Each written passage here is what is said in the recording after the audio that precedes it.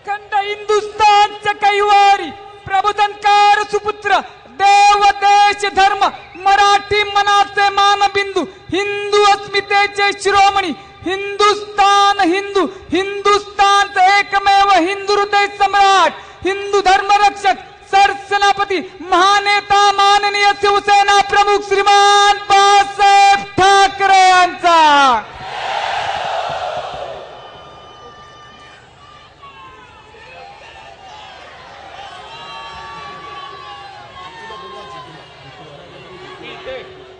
जितू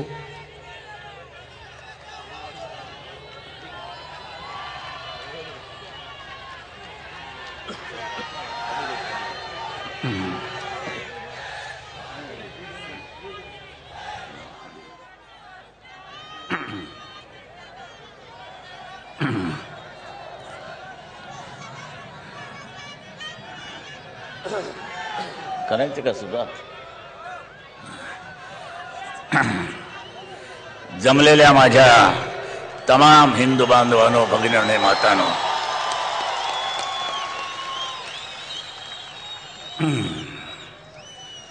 सुरुवात कुठून करायची मला माहित नाही.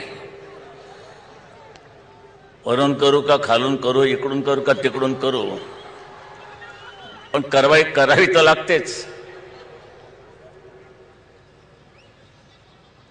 माझ्या प्रचाराचं ही एक मीटिंग ही झाल्यानंतर उद्या प्रचार बंद 5 वाजता.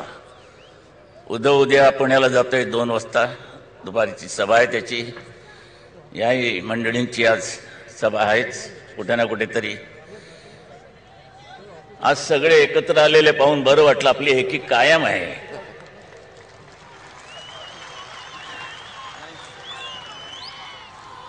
आता आरोप आणि प्रत्यारोप हे होतच राहणार त्यात नवीन काहीच नाही. त्या लखोबाने काहीतरी नाशिकला जुनं किणी प्रकरण काढले आणि त्यामध्ये आपल्याला आरोप केला आपल्यावरती. ह्या किणी प्रकरणामध्ये सेना आणि भाजपाचा अभय होतं आपलं. त्या लखोबाला सांगायचंय तेलगी प्रकरणामध्ये तुला कोणाचं अभय मिळालं? कुठे तुझ्या भागाला तेल लावलं ते सांग ना.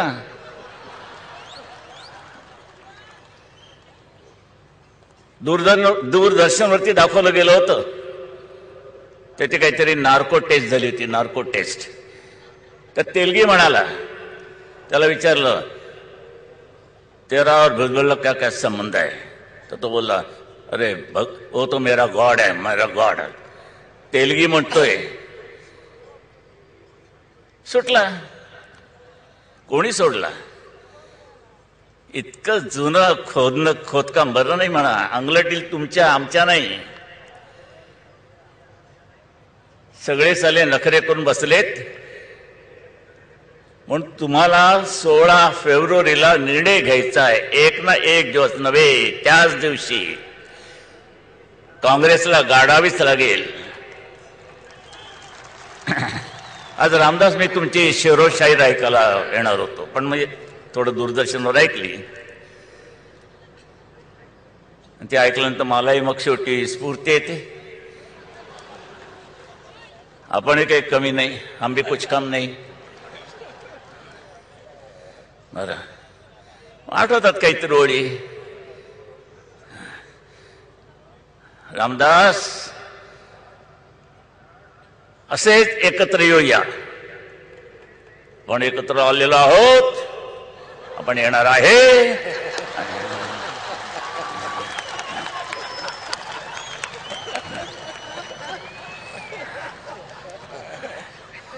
आपण एकत्र आलो एकत्र राहूया. आणि रामदास तुम्ही आठवले सगळे मिळून आपण 26 फेब्रुवारीला काँग्रेसला नागवले.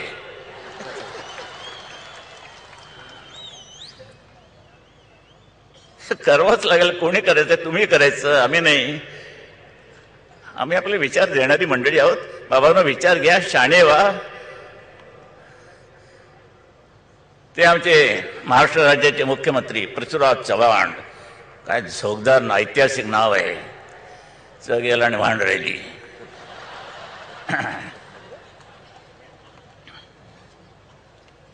ठोकतायत.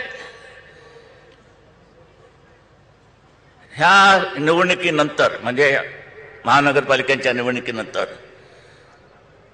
शिवसेना नैशी होणार, अदृश्य होणार. काय तुमच्याकडे काय व्हॅनिशिंग क्रीम आहे काय? आणि तुम्ही काय चोपडण्याचा धंदा करता? मग पृथ्वीराज चव्हाण हे नाव घेण्यापेक्षा पृथ्वीराज चोपडे नाव घ्या.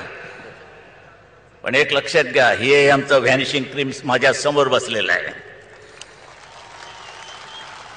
हे 10 फेब्रुवारीला तुम्हाला लावल्यानंतर तुम्ही व्हॅनिश होणार आहात. शिवसेना व्हॅनिश होऊ शकत नाही, करताच येणार नाही. पाहिजे तिथे चोळा. काय सर, किती 80 म्हणजे सेना निघाल्यात. 80 सेना आपली शिवसेना निघाल्यापासून सगळ्या नष्ट झाल्या. एकमेव शिवरायाची शिवसेना आज हयात आहे, तुमच्या माझ्या समोर बसली आहे. काय माकडांना माहित आहे? शिवसेनेला मायावतीच्या हत्येला जसं तुम्ही कव्हर घालता ना, तशी कव्हर घालून शिवसेना झाकली जाणार नाही. काय कल्पना आहे मायावतीच्या? ते म्हणे काय, ते निवडणुकीचं तिचं बौद्ध चिन्ह आहे, सिम्बॉल, त्याच्यावरती कव्हर. एवढे हत्ती कव्हर टाकतायत. मग त्याशी मी बोललो, मायावतीच्या हत्तीवरती जर तुम्ही कव्हर टाकणार असाल आणि झाकणार असाल तर तुमच्या हाताचं काय? कुठे घालणार? कुठून झाकणार? खिशात घालून फिरणार का कशात घालून फिरणार? काय मूर्खाच्या कल्पना येतो. हे अशा काही गोष्टी झाकून होतात काय? तुमचं उघडं पडलं ते झाका. निवडणुकीला त्याचा काही फायदा नाही. एक एक कल्पना पाहिल्यानंतर आश्चर्य वाटतं. ते आमचे पोलीस कमिशनर, त्या पोलिसांवरती एक ऑर्डर काढले निवडणुकीच्या दरम्यान, तुम्ही आजारी पडलात तरी दाखवायला यायचं, खरंच आजारी आहात की नाही. हा काय अत्याचार आहे? कोणचे आजार असे की तो इतका भयंकर असताना सुद्धा तुम्हाला दाखवायला यायचं? समजा पोलीस कमिशनरला मुळव्याध झाली, काय करायचं? कोणाला दाखवायचं? आबा पाटलाला? हो आबा अहो पाटील साहेब बघाव.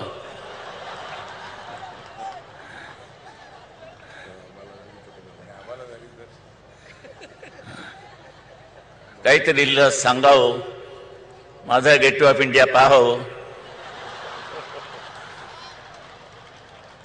काय कल्पना काय त्या? माणसं आहेत, काही होऊ शकतं, कसलंही दुखणं उद्भवू शकतं. काही अशी दुखणी असतात की तो नाही हलू शकणार नाही, चालू शकणार नाही, अंगात फणफणीत ताप आहे, तो काय कमिशनरला दाखवा द्यायचं की घाला तुमचं हे म्हणजे ते हे आपलं थर्मामीटर बघलेत.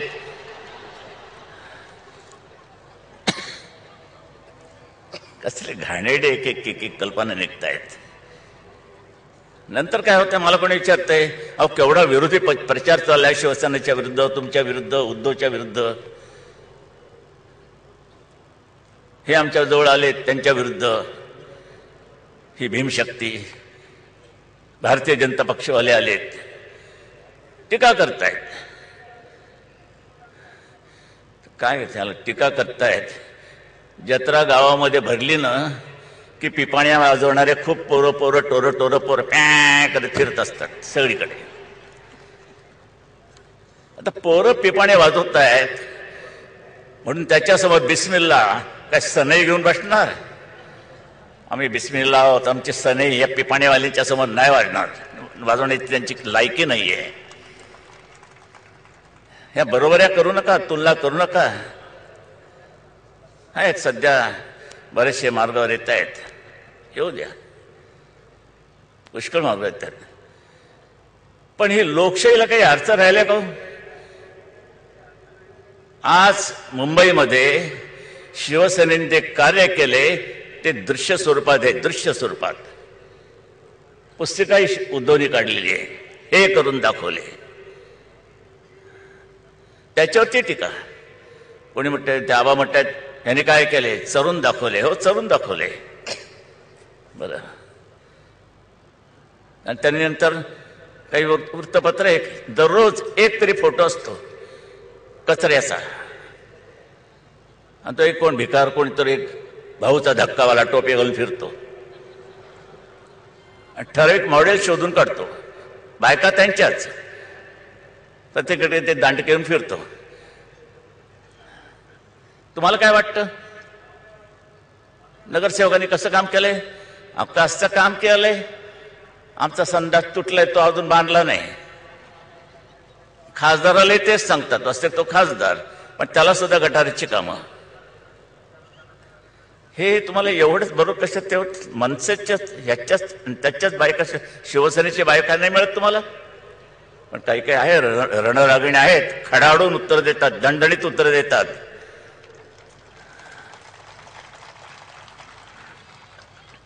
आता बघूया निवडून आल्यानंतर 50% काय होते, काय कळत नाही, काय होणार आहे. पण ह्या वेळेला कोणत्याही परिस्थितीमध्ये शिवसेनेचा जो भगवा झेंडा फडकतोय, भारतीय जनता पक्षाचा तोही भगवाच आहे. येतोय ना, त्यांना विसरून कसं चालेल ते आपल्यामध्ये आलेले आहेत, आपल्याजवळ शेवटपर्यंत राहणार आहे.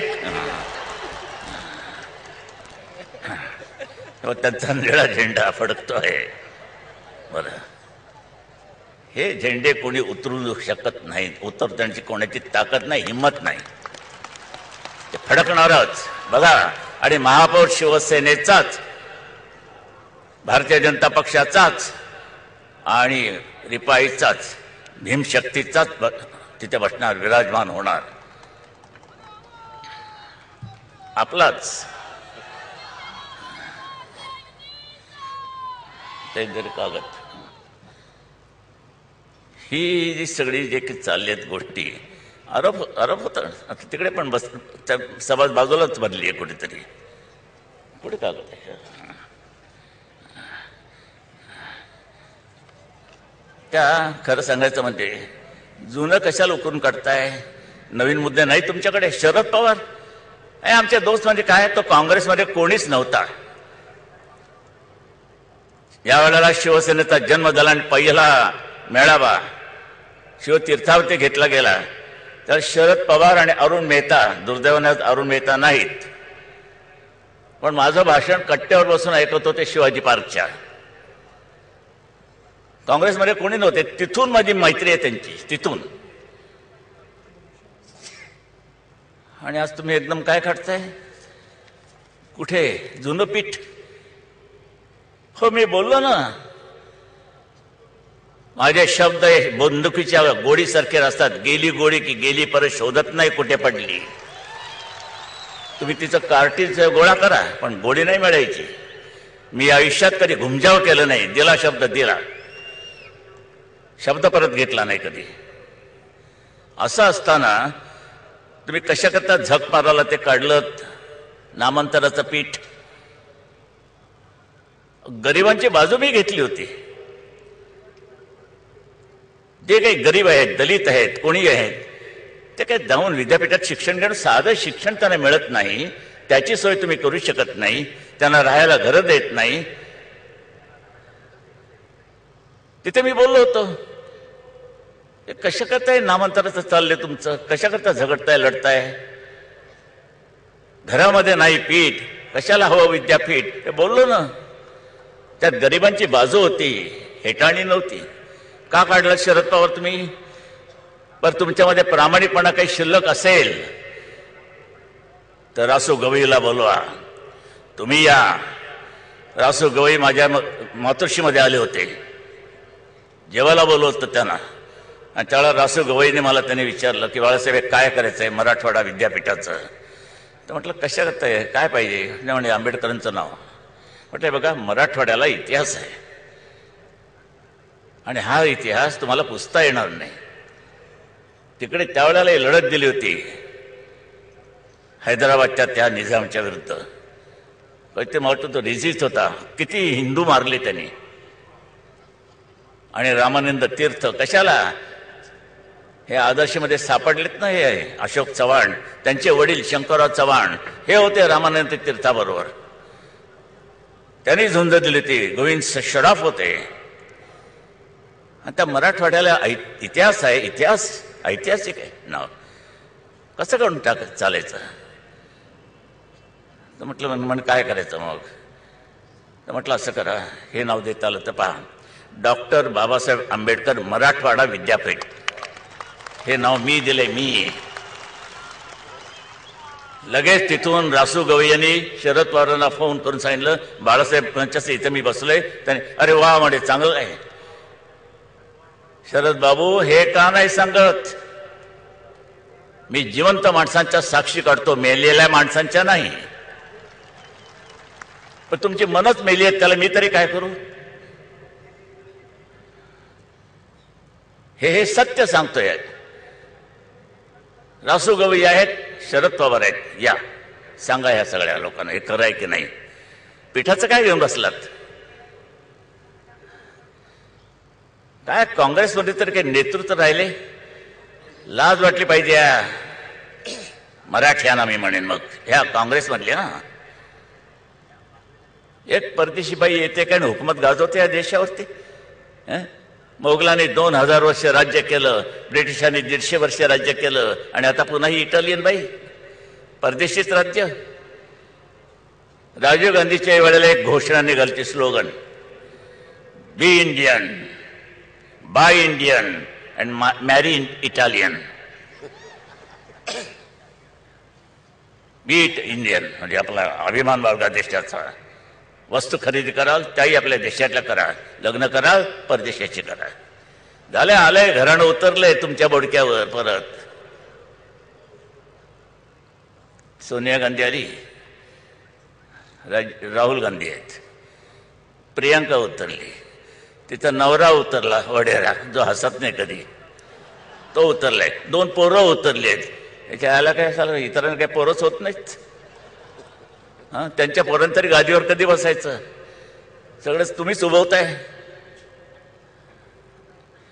नुसतंच थंड भयंकर शंड वृत्तीने आम्ही बसलो आहोत. कसली 26 जानेवारी, कसली 15 ऑगस्ट, कशाला सादर करताय. झेंड्याला लाज वाटते.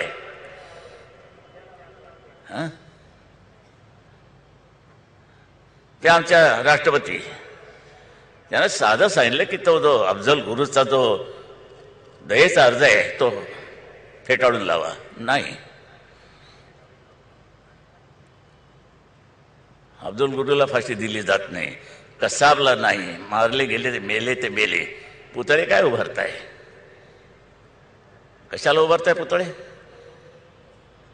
बरं आमच्या आहेत ना, काय सुविधा मी दिल्या नाहीत. ती आज पुरवणी बाहेर पडली ती बघा. आमची मुंबईमध्ये काय किती केले त्याचं वर्णन काय. तो स्विमिंग पूल जाऊन बघा, त्या संयुक्त महाराष्ट्र चळवळीचं दालन जाऊन बघा, बागा सुधारल्यात किती ते जाऊन बघा. पाण्याची आहे बोंब आहे, याबद्दल वादच नाही. पाऊस पडला खड्डे म्हणजे मुंबईतच पडले. सगळ्या हिंदुस्थानामध्ये खड्डे पडलेले आहेत. पाऊस भयानक झाला. मग आमच्यावरचे आरोप. खड्ड्यात काय आहे, खड्ड्यात पैसे, खड्ड्यात रस्ता तर रस्त्यात खड्डे नाही, रस्त्यात तुझे आई बाप. जायचं तर जा. एकच वाक्य आहे, रस्त्यात खड्डे का खड्ड्यात रस्ते. खड्डे पडल्याचं कारण कॉन्ट्रॅक्टर म्हणजे पैसे घेतात, खातात. पैसे खातात. किती खाल्ले.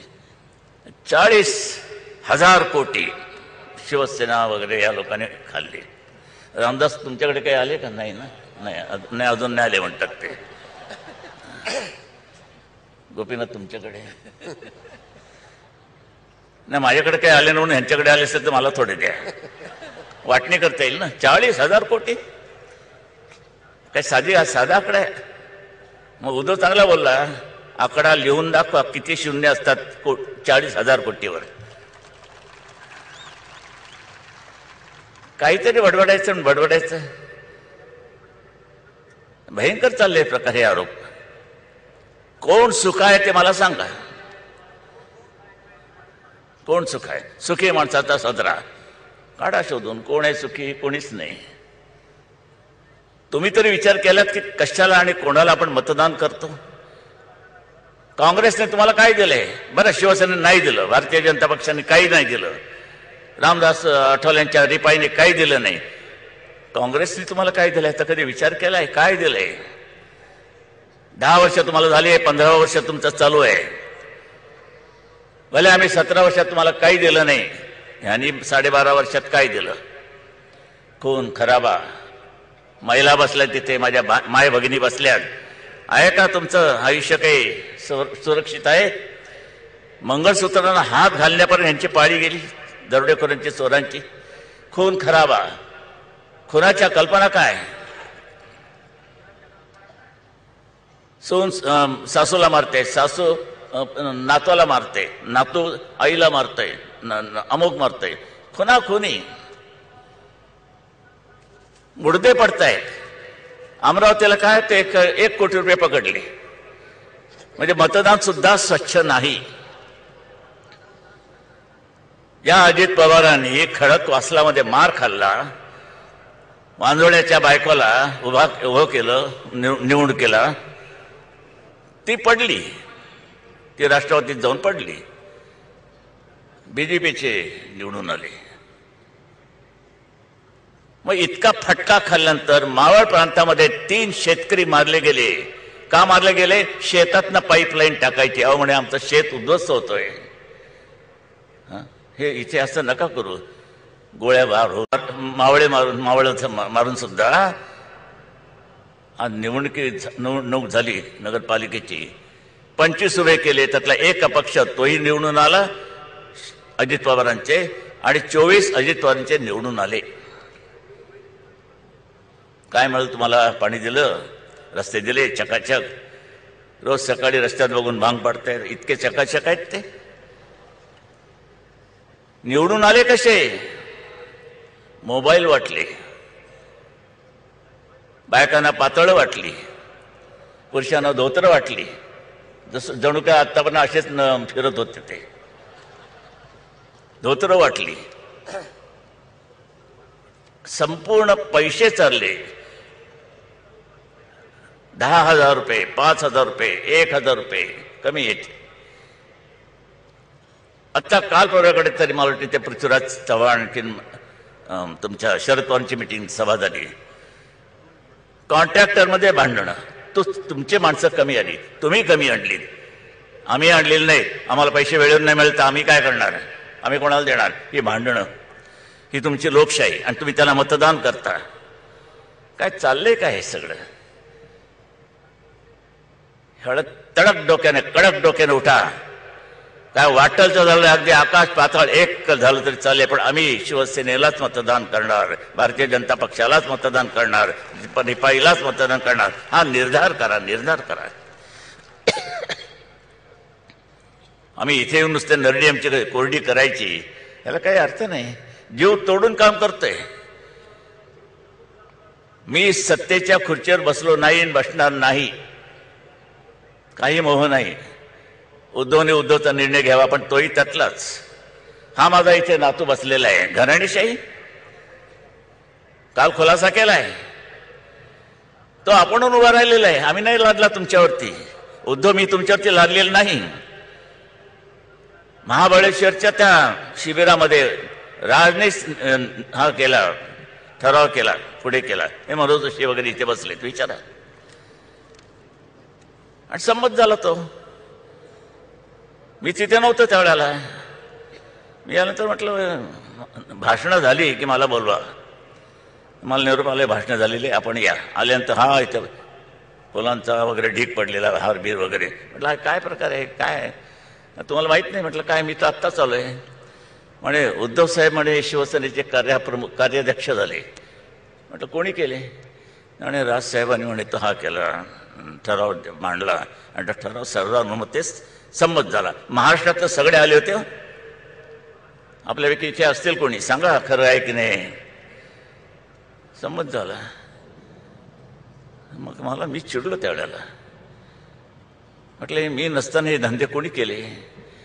माझ्या शिवसेनेमध्ये शिवशाही आहे, लोकशाही नाही. भिकार येऊ देणार नाही. निर्णय तिथल्या तिथे आणि मजबूतीनं, घुमजाव नाही. तुम्ही सांगा ना, जे मी तुमच्याशी बोलत आलो त्याच्यामध्ये कधी घुमजाव दिसला तुम्हाला? नेत्यांनी सांगावं, नेत्यांनी सांगावं. राजने केली खरं तर घाण, तो काय करणार? घरातच घाण, तो काय करणार? नवनिर्माण. राजने केली घरातच घाण, तो काय करणार? नवनिर्माण.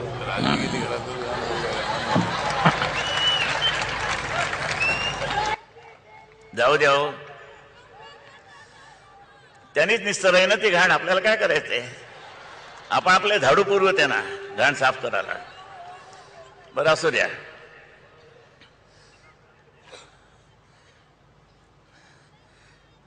प्रश्न असा येतो, हे सगळं झाल्यानंतर मी त्यांना तडकून बोललो, उभा राहून सांगितलं. म्हटलं हा जो प्रकार झाला आहे मला मुळीच मान्य नाही. कुठच्याही दबावाखाली या कोणी तुम्हाला सांगितलं म्हणून गटबाजी नाही, चमचेगिरी नाही, वशिलेबाजी नाही. तुम्ही केलत का? हे तुम्हाला आवडले का? पसंत आहे का? नसेल तर कुठच्याही दबावाखाली येऊ नका. मला सांगा. नियुक्ती उद्धवची मी आत्ता रद्द करतो. बोललो की नाही? म्हणून पण डाके आहेत, सगळे आहेत, बघा विचारा त्यांना, नलवडे आहेत.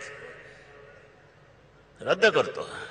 तर सगळे हातवर सांगितलं नाही नाही नाही आम्ही हे केलं. ठीक आहे, अजूनही सांगू शकता.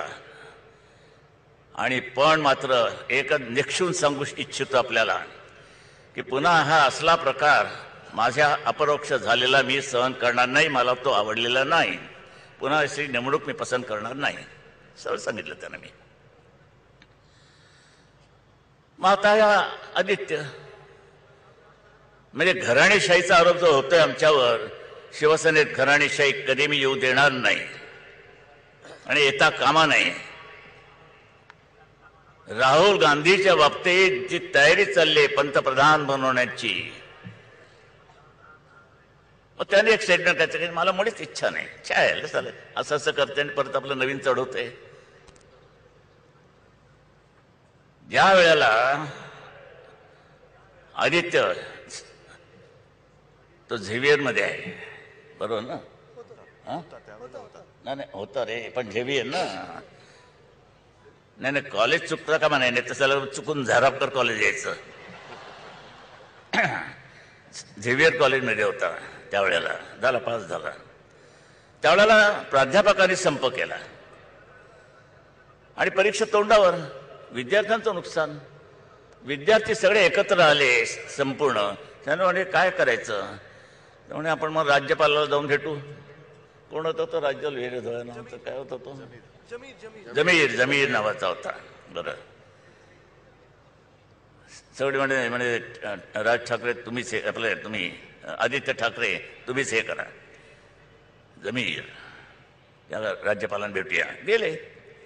कोणालाही माहित नाही, मलाही माहित नाही, उद्धवलाही माहित नाही. आणि त्यांनी सांगितलं असं असं आहे, काय करायचं? आमचं सगळं वर्ष फुकट जाते.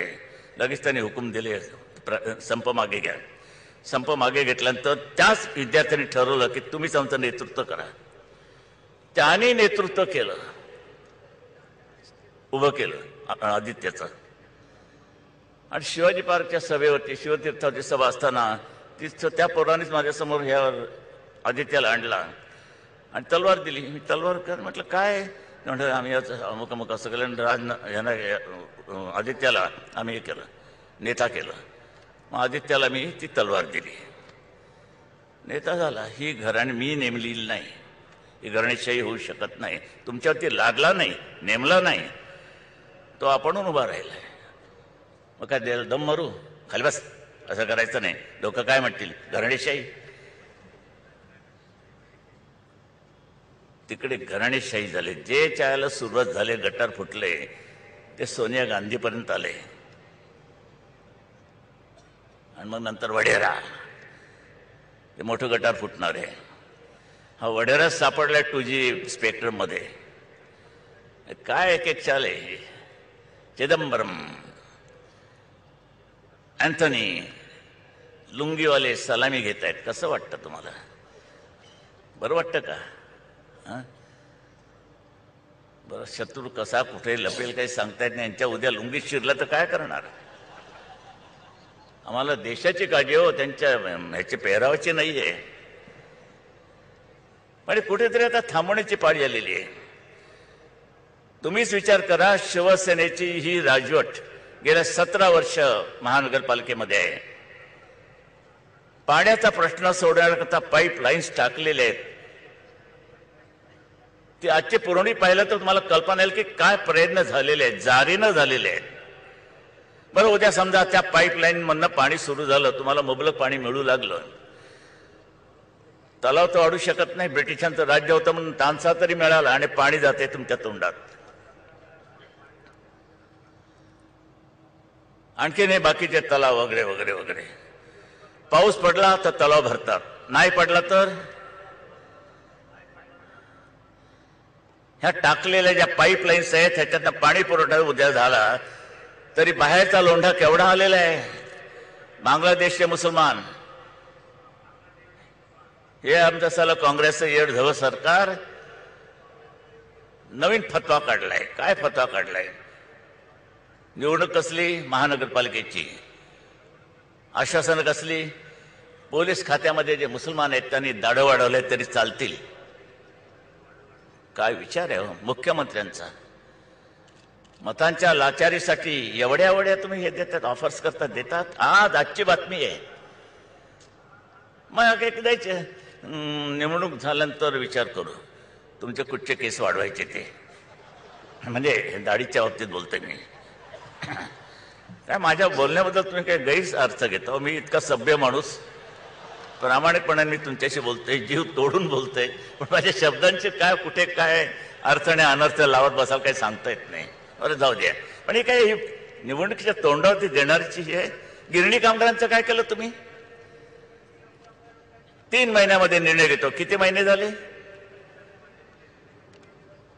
टावर्स उभे राहिलेत. अहो, काल त्याविषयी ठाण्याला जाताना काय ठाणं सगळीकडे टावर्स टावर्स टावर्स, आकाश दिसेच ना. खरोखर काय म्हणजे काही कळत नव्हतं. हे ठाणं डोकं फिरून गेलं. सगळी ह्या टॉवरमध्ये राहतं कोण? कोण राहतं? तुम्ही जाल, किमती परवडतील. 1-1 कोटीच्या वरती त्यांच्या किमती आहेत. 3 कोटी, 2 कोटी, 4 कोटी. कसं काय करणार? सहन करतात तुम्ही. कंची एक निखारा तुमच्या अंगात पाहिजे, अंगार तुमच्या अंगामध्ये पाहिजे. त्याच्यावर राख साठले, राख. म्हणून आम्ही तिघं एकत्र म्हणून जी फुंकर मारणार आहोत ती राख उडवा आणि निखारा आतला बाहेर पडू द्या. 26 फेब्रुवारीला, सर 16 माफ करा, 16 तारीख म्हणजे आली. उद्या 14, 15, तर उद्या 5 वाजता प्रचार बांध. 15ला मध्ये जरा विश्रांती आणि लगेच मतदानाचा दिवस 16. हे मी तुम्हाला सांगत असतो. केवढे 1966 साली शिवसेनेच्या पहिल्या मेळाव्यामध्ये माझ्याकडे अजूनही ती CD आहे, कॅसेट आहे. पाहिजे तर कॉपीज करून तुम्हाला वाटतो फुकाट. बरं, वसंतराव नाईक त्यावेळेला मुख्यमंत्री होते, माझे मित्र होते. त्यांच्याचमुळे मी 15 वर्ष जो महाराष्ट्रात राहिला तो भूमिपुत्र म्हणून त्याला मान्यता द्या. 15 वर्ष. आता किती? 2000, 2005 करा, 4000, 5000 करा. अरे काय पुरवठा करू शकाल काय त्याने एवढा? मुंबईत राहिली आहे का जागे एक केवढी तरी? तो कायदा मी पास करून घेतलेला आहे. काय कोणाला काही त्याचं नाही आहे. मागचं मागे, पुढचं पुढे. तुम्ही कसे विसरता? तुम्ही साक्षीदार आहात. किती प्रचारक येऊ, काही प्रचार करू, आमच्या विरोधातच करणार. आता जरा थोड्याशा चित्रवाहिन्या जरा सुधारल्यात असं म्हणायला काही हरकत नाही. वृत्तपत्रांचं काही सांगता येत नाही. काही काही तर विकत गेल्यासारखीच झालेली आहेत. पेड, अक्षरशः पेड. काही काही लाईन ठरलेल्या असतात. संध्याकाळचा पेपर सुद्धा सकाळी निघतो. इथपर्यंत त्यांच्यामध्ये बदल झालेला आहे. हा लोंढा त्यावेळेला मी माझ्या भाषणात बोललो होतो 66 साली की लोंढे महाराष्ट्रात मुंबईत येऊ लागलेले आहेत. परमिट सिस्टीम काढा, परमिट सिस्टीम. या कम्युनिस्टांनी माझ्यावरती हल्ला केला त्यावेळेला. म्हटलं अहो माझ्यावरती कशाला टीका करताय, हल्ला करताय सगळ्या नावाने. मग ते आंबेडकरांचं एकच वाक्य घ्यायचं, ह्या देशामध्ये सगळे नागरिक आहेत, कोणी कुठेही जाऊ शकतं नाही. बाबासाहेबांनी दुसरी अट टाकलेली आहे. जरी त्या लोकांनी हे केलं, स्थलांतर केलं असलं तर जी मूळ राहतात माणसं इथे, त्यांच्यावरती कुठची गदा येता कामा नये, त्यांच्या स्वातंत्र्याला कुठे धक्का लागता कामा नये. बाबासाहेबांचं वाक्य तेवढं काढायचं हो, कारण ते आम्हाला परवडणारं नाहीये. आम्हाला लोंढे हवं आहेत. मी परमिट सिस्टीम बोलले. रशियामध्ये ती परमिट सिस्टीम आहे, परदेशामध्ये ती सिस्टीम आहे. पाहुणा आला घरी की त्याला पहिली नोंद करून घ्यावी लागते. कुठून आलात, नाव काय, कुठून राहिलात, तिथूनचा पत्ता काय, इथे कोणाकडे राहणार आहात, किती दिवस राहणार आहात, ही सगळी माहिती लिहून घ्यावी लागते. आणि किती दिवस राहणार, कोणत्या दिवशी जाणार आहात. आणि आश्चर्य वाटेल आपल्याला भगिनी बांधवांनो, जो दिवस असतो त्या दिवशी पोलीस दारावर जातात आणि विचारतात तो आलेला पाहुणा गेला का. आपल्याकडे आहे काही सिस्टीम. बांगलादेशचे 10 पकडले, बांगलादेशचे 15 पकडले, कोणाच्या घरात राहिले, परत तुमच्या ह्याच्यातच घुसले ना. इथेच आहेत ते, पोचतायत का पोचता. आणि एकदा तर एका गाडीमध्ये रेल्वेमध्ये सगळे हे बांगलादेश भरून आपल्या पोलिसांच्या मार्फत बांगलादेशच्या सरहद्दीपर्यंत नेले आणि तिथे त्यांना सोडण्याचं ठरवलं. तिथे बंगालमधल्या बांगलादेशीय लोकांनी पोलिसांवरती हल्ला केला, पोलीस जखमी झाले आणि त्यानंतर कोणी पोलीस जायला तयार नाही. त्यामुळे आम्हाला काही संरक्षण नाही, काही नाही. या मलमपट्ट्या लावून आम्ही बाहेर पडायचं, कारण उद्या मेलो असतं तर. काही संरक्षणच नाही, सुरक्षा नाही, काही नाही, ढासळली आहे. लष्कर प्रमुखाचा वाद कोर्टामध्ये वयावरून. 65 वर्षामध्ये या देशाची एवढी चिथ्थू झाली नाही, बेअब्रू झाली नाही, तितकी नालायक काँग्रेस सरकारने केलेली आहे.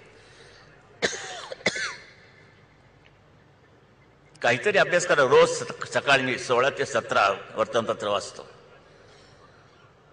आज मला व्यंगचित्र काढता येत नाही म्हणून, पण मात्र माझं टाळकं अजूनही व्यंगचित्रकाराचंच आहे. कल्पना येतात, सुचतात, वाटतं हाणावी, पण सध्या नाही जमत. सांगेन, काही सांगता येत नाही. आई जगदंबेनं मला शक्ती दिली या माझ्या हातात पुन्हा, तर मी पुन्हा व्यंगचित्र काढीन. तो माझा हंटर माझा अजूनही हातात आहे, विचारांचा हंटर आहे आता आहे.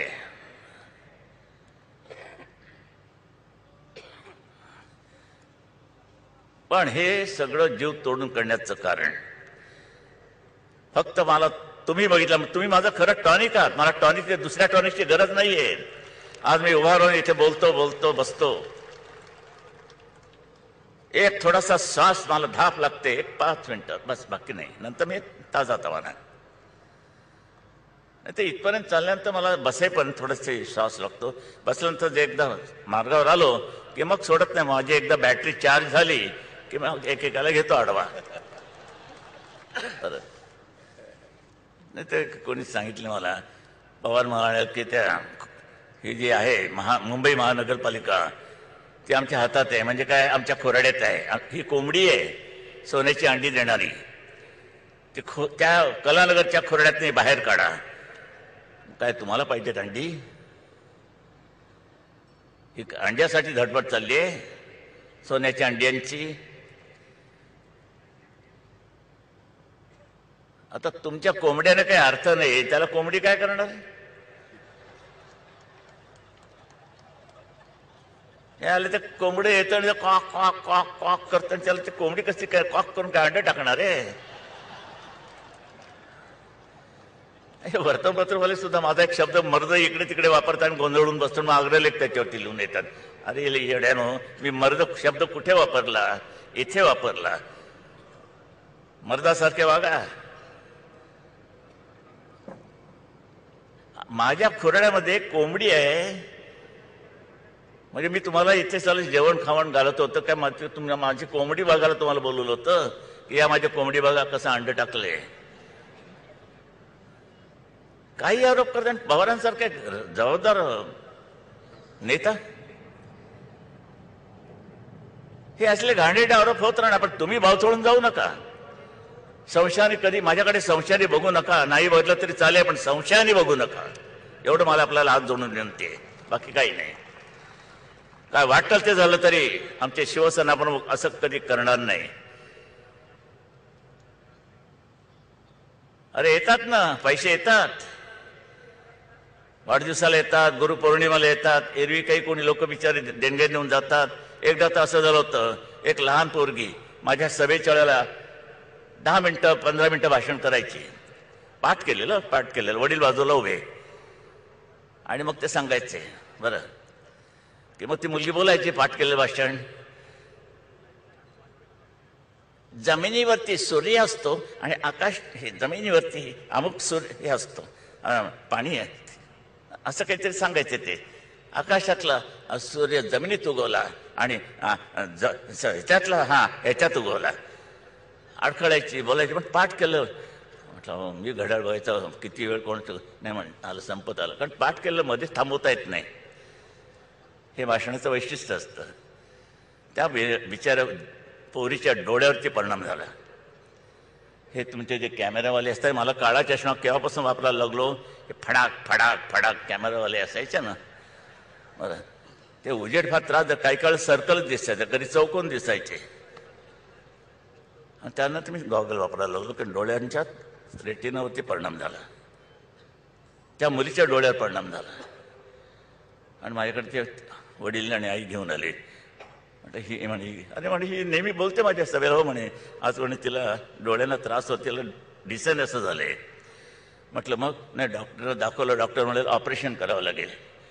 मग खर्च फार येतोय. म्हटलं किती येतोय? म्हणजे 50,000 रुपये येतोय. असं त्याच वेळेला मला कोणीतरी 50,000 रुपयेचं बरोबर नेमकं एक आणून ठेवलं बंडल.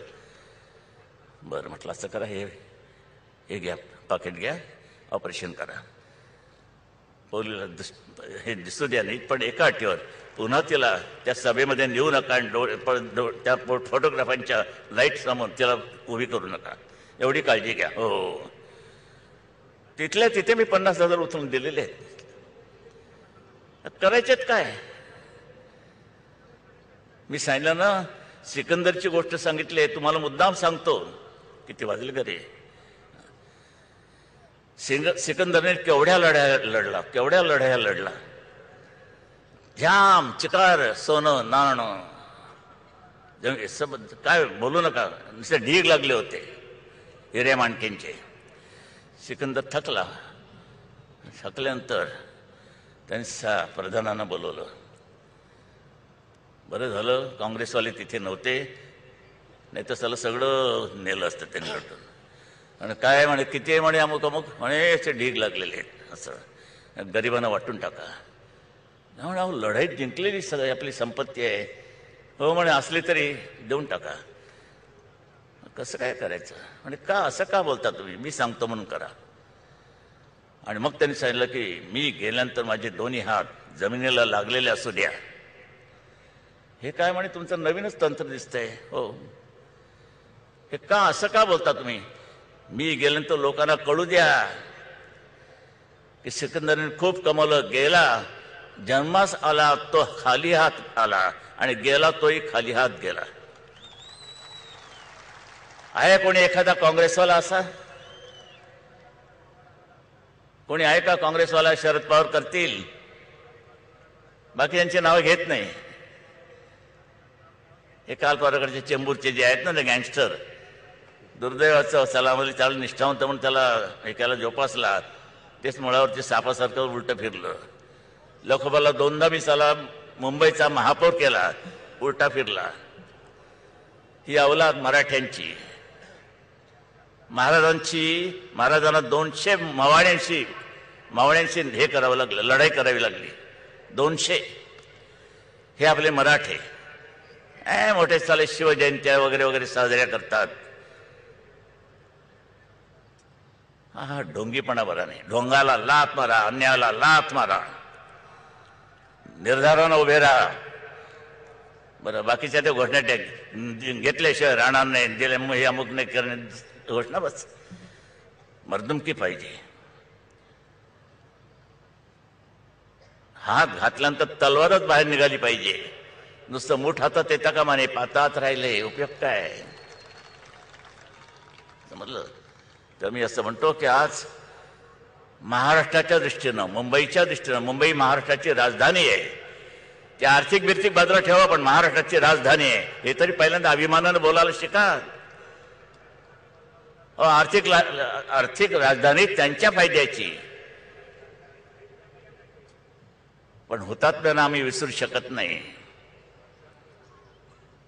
अमुक तारखेला तिकडे जायचं, त्या हुतात्म्या चौकाजवळ बोलायचं, हे व्यर्थ न हो बलिदान, घाल तिच्या चक्र ठेवायचं आणि नमस्कार करायचं, घरी वापस. हे श्रद्धांजली वगैरे बस झाले, खूप झाले, चिकार झाले. पुतळे उभारणी, कसले पुतळे उभे करताय? रामदास, मी तुम्हाला सांगतो, आंबेडकरांचे नुसते पुतळे उभे करण्यापेक्षा रमाबाई नगरमध्ये टावर्स उभे राहू द्या गरिबांचे, तिथे राहायला जाऊ द्या त्यांना. झोपडपट्टीवर राहायचं वर्षानुवर्ष. ही महानगरपालिका आहे म्हणून सोडून द्या जागा. आता या जागेमध्ये झोपड्या उभ्या राहत आहेत, त्या कलेक्टरच्या जागेवर आहेत. आम्हाला अधिकार नाही महानगरपालिकेला. रेल्वेच्या जागेवरती उभे राहत आहेत, फेरीवाले बसले, त्यांची जागा आहे, आम्हाला नाही, अधिकार नाही. पाणी तुंबलं, ह्या जागेमध्ये पाणी तुंबलं, आम्हाला जाता येत नाही. ह्या जागा ज्या आहेत काही सरकारी जागा आहेत, आम्हाला पोलीस प्रोटेक्शन मिळत नाही, संरक्षण मिळत नाही. महानगरपालिकेचे अधिकारी म्हणतात आम्ही तिथे जाणे शक्य नाही, दगडफेक होते, आमची टाळकी फुटतात, तुम्ही आम्हाला संरक्षण देत नाही, आम्ही जात नाही. झोपडपट्ट्या वाढतायत तर वाढतायत, तुम्हाला दिसलं नाही? तुम्ही का नाही हे केलं, उद्ध्वस्त केले? हे मतदानाचे अड्डे आहेत. त्यावेळेला वाटलं, पैसे वाटले की सगळा एवढा टापू मतदानाला उभा राहतो, आम्ही जिंकून येतो. तुमच्या पुढे काय घंटा देवळातली. हो, माझ्या प्रत्येक शब्दाला काय तुम्ही अर्थ लावाल काही सांगता येत नाही. एवढा प्रामाणिक माणूस जीव तोडून बोलतोय, पण आमच्या घंट्याला सुद्धा निराळाच अर्थ लावताय तुम्ही. काय करायचं आता त्याला? पण ठीक आहे, मी बोललो होतो ना मागे, फार शिवाजी पार्क काय आमचं तोंड फाटकच आहे, त्याला मीच काय करू. आमच्या वडिलांनी दिलेली एक देण आहे. काही माझ्या वडिलांनी आम्हाला प्रॉपर्टी ठेवली नाही, फक्त एवढं ठेवलंय. ठाकरे सुद्धा शिव्या का देतात त्याला कारण पुणे, याचाही खुलासा झालाय मला वाटतं कालच्या चित्रवाहिनीमध्ये.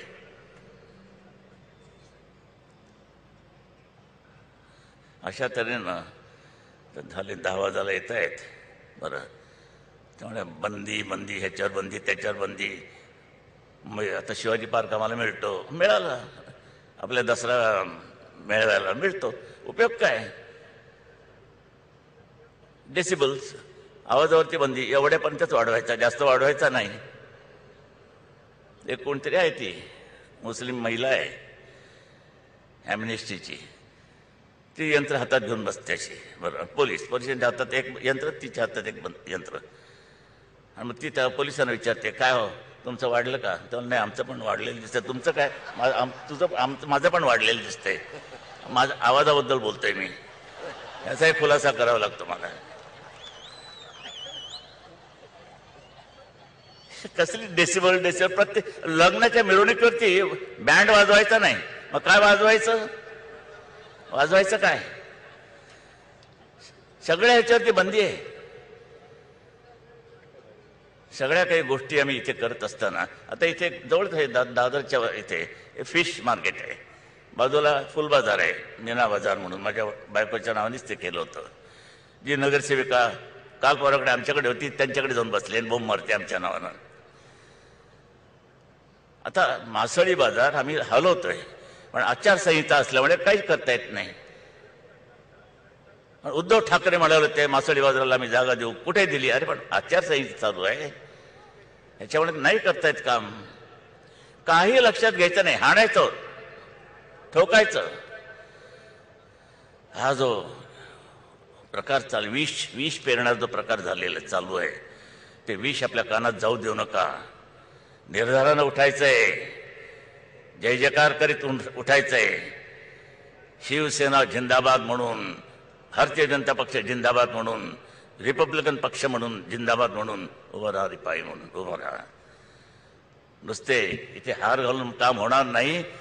आयुष्यामध्ये मी कधी हार खाणार नाही, शपथ घेऊन उठायला पाहिजे. नाही हार खाणार, त्या हाराला महत्व आहे. आणि म्हणून मी आपल्याला निक्षून सांगतो, निश्चयानं, विश्वासानं 16ला मतदान करा, फेब्रुवारी या महिन्यात. आणि हे 3 भगवे झेंडे त्या मुंबईच्या महानगरपालिकेवरती डौलानं फडकवलेले दिसू द्या. आणि महापौर शिवसेना, भारतीय जनता पक्ष आणि रिपाईचाच महापौर तिथे विराजमान झालाच पाहिजे. हे एक ठाम मत, निश्चयानं उठा, निश्चयाचे महामेरू, सर्वांचा आधारू, अशी मी आपल्याकडनं अपेक्षा करून मी तूर्त आपली रजा घेतो.